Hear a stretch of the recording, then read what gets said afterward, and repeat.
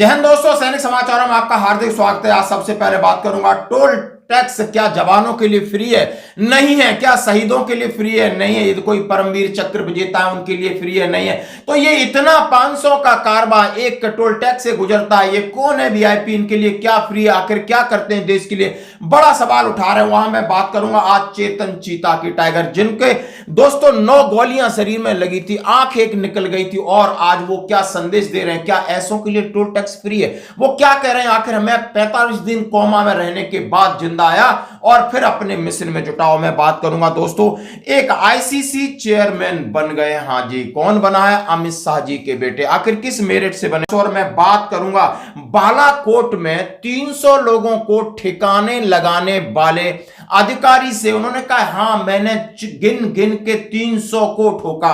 300 को ठोकने वाले wing commander पुष्पल Trivedi, जो जिहाद सर्जन के नाम से जाना जाता है, उनका आज मैं आपको वीडियो दिखाऊंगा। सारे वीडियो एक से एक बड़े हैं, एक से एक मैसेज देंगे। तो सबसे पहले मैं बालाकोट वाला वीडियो आपको दिखाता हूं, जिन्होंने कहा है कि लोग सबूत मांगते हैं सैनिकों के लिए टोल फ्री माफी। में इसलिए जोड़ रहा हूं कि गुस्सा इस बात की कि ये एक सोल्जर हैं। ज्यादा नहीं बोल सकता क्योंकि वो भी डिक्लासिफाइड नहीं है, लेकिन आज मैं काफी कुछ भारों से मुक्त हो चुका हूं सर्विस से छोड़ने के बाद।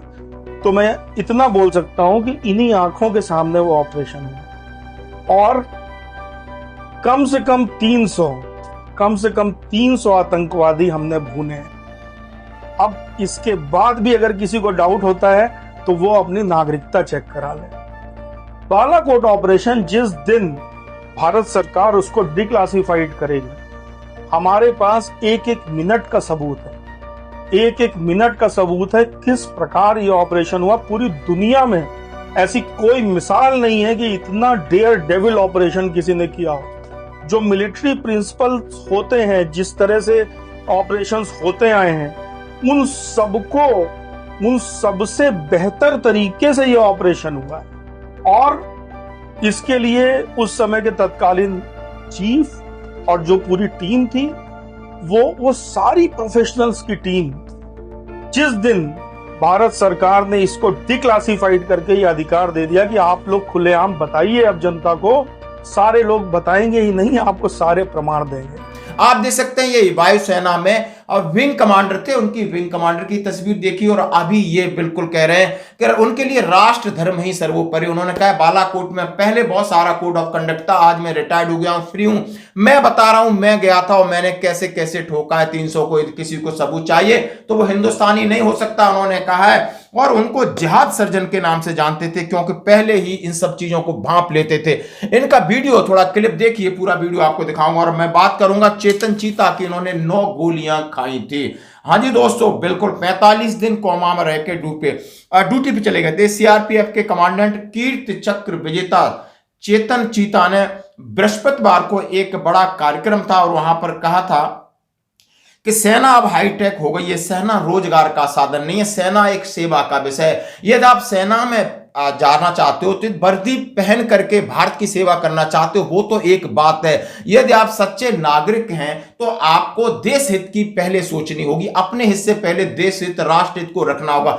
एक स्कूल में एक मोटिवेशन के दौरान उन्होंने कहा है टिकटॉक छोड़िए, यूट्यूब छोड़िए, शिक्षकों का सम्मान करिए, गलत बात जहां भी आए उसका आप विरोध करिए। बेहतर लीडर बनने के लिए सिद्धांत बनाना होगा। और उन्होंने कहा है कि आजकल जब सेना में जाते हैं ऑपरेशन हाईटेक हो गए हैं। उसमें उन्होंने अपने बारे में बताया कि मेरे 45 दिन कोमा में रहा था, उनकी अभी एक आंख जा चुकी, 9 गोलियां इस शरीर में धस गई थी, जीवित रहने की कोई उम्मीद नहीं थी। लेकिन उन्होंने कहा कि मेरे अंदर एक विल पावर थी जो कि मैं फिर खड़ा हुआ। यानी स्टूडेंट हैं उस कार्यक्रम में गए, उनको मोटिवेट कर रहे थे। जरा देखिए चेतन चीता जी की बात। अब मैं बात कर रहा हूं टोल टैक्स के ऊपर। आप देख सकते हो एक एक्स के ऊपर बंदा कितना परेशान है, बोलता है यहां सैनिकों के लिए टोल टैक्स फ्री नहीं। चाहे आप कितना बड़ा देश के लिए कुर्बानी कर दो, शहादत दे दो, टोल टैक्स फ्री नहीं है, सारे नियम है। लेकिन इनके लिए कोई नियम नहीं। एक नेता जाता है, बुरी तरह स्पीड में जा रहा है, साए साए करता हो जाता है, 1 गाड़ी 2 गाड़ी। बिना एग्जेम्प्टेड फास्टैग लिए जब वीआईपी इधर से उधर जाता है, जिसकी कोई गिनती नहीं है, जिसका कोई हिसाब नहीं है, उसमें कितना राजस्व का नुकसान हो रहा होगा। कौन कौन सी गाड़ी जिसमें वो एग्जेम्पशंस उनको हैं भी नहीं और उनको मिलता चला जा रहा है, वो अपने वीआईपी पने में चलते चले जा रहे हैं, क्या इसका कोई हिसाब नहीं है? ये सब सवाल क्यों जरूरी हो जाते हैं? ये सवाल जरूरी इसलिए हो जाते हैं कि आपको अव्वल तो एक प्रावधान गलत मिला है कानूनी रूप से कि आप वीआईपी बने, कि आपको पैसा ही ना देना पड़े टोल, और यह हमारी एक पहली टीस है।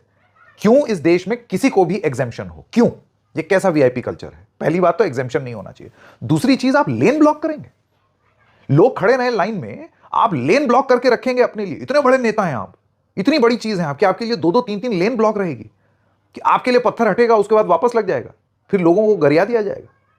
और अब आते हैं हम अपने आखिरी बात पर, ये वीआईपीज करते क्या हैं? सड़क पर जिस रफ्तार से इनका काफिला चलता है, ऊं करते हुए, इधर गाड़ी पे साएं साएं साएं गाड़ियां जा रही हैं, क्या करने जा रहे हो भाई? आपके काम के आउटपुट में तो ये स्पीड दिखाई दे नहीं रही है भाई। जिस रफ्तार से सरकारी मुलाजिमों की गाड़ियां चलती हैं सड़क पर, ऐसे लगता है कि जैसे इस देश को नंबर 1 अर्थव्यवस्था आज शाम तक ही बनाना है, और ग्लोबल वार्मिंग की समस्या भी आज शाम तक पूरी करनी है, टारगेट है, तो जल्दी जल्दी भाग के जाना है, साएं साएं साएं स्पीड से जा रहे हैं। अरे यार, आपके काम के आउटपुट से तो ये स्पीड दिखाई नहीं दे रही। मेरे दोनों हाथ जोड़ करके एक विनती है इस देश के नेताओं से कि आप इतनी मेहनत मत कीजिए, इतना सड़क पर मत चलिए, क्योंकि आप ये जो भी मेहनत कर रहे हैं उसका आउटपुट तो पता नहीं किसको ही फायदा पहुंच रहा है, जनता को तो नहीं पहुंच रहा। क्योंकि जनता तो वो जो 2-1 लाइन उसमें सिमटी हुई है, फंसी हुई, आपस में ही उलझ रही है। लोगों को इसी चीज में खुशी निकलती है या मिलती है कि मैंने उस वाली गाड़ी को अंदर आने की कोशिश कर रही थी, मैंने आने नहीं दिया अपनी लेन में। खुशी इसी बात की है जनता में। 500 गाड़ी का काफिला जाता है और वहां पर सलूट मारते हैं टोल टैक्स वाले, और पीछे कितने गुंडे मवाली होते हैं उसके पीछे। आखिर ये जा कहां रहे? किसी की शादी में जा रहे होंगे, किसी की 13वीं में जा रहे होंगे, किसी का नौता खाने जा रहे हैं। कौन सी इनको टेक्नोलॉजी आती जो देश की अर्थव्यवस्था सुधारने जा रहे हैं?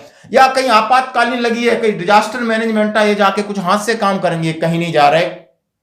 ये किसी रैली में जा रहे हैं, किसी को समाज को बांटने के लिए जा रहे हैं। आखिर ये वीआईपी कल्चर क्यों है? आखिर इनके टैक्स क्यों नहीं लगता? इनसे पैसे क्यों वसूले नहीं जाते हो? जहां पर आप देख सकते हो देश के लिए जान कुर्बान करने वालों के लिए टोल टैक्स है। तो दोस्तों, ये आवाज उठने वाली आवाज है, इसलिए मैं आप तक पहुंच रहा हूं। जिसने भी ये कोशिश की है, डाला है, और आप इससे शायद सहमत होंगे कि आप समझ सकते हो, आज आप वर्दीधारी सैनिक को भी टोल टैक्स माफ नहीं है। उससे कहा जाता है आपके पास मूवमेंट ऑर्डर है, यदि आप प्राइवेट गाड़ी में हैं तो मूवमेंट ऑर्डर दिखाइए। आप सरकारी काम के लिए जा रहे हैं तो आपके लिए टोल टैक्स माफ है, नहीं आप सरकारी गाड़ी में तो माफ है।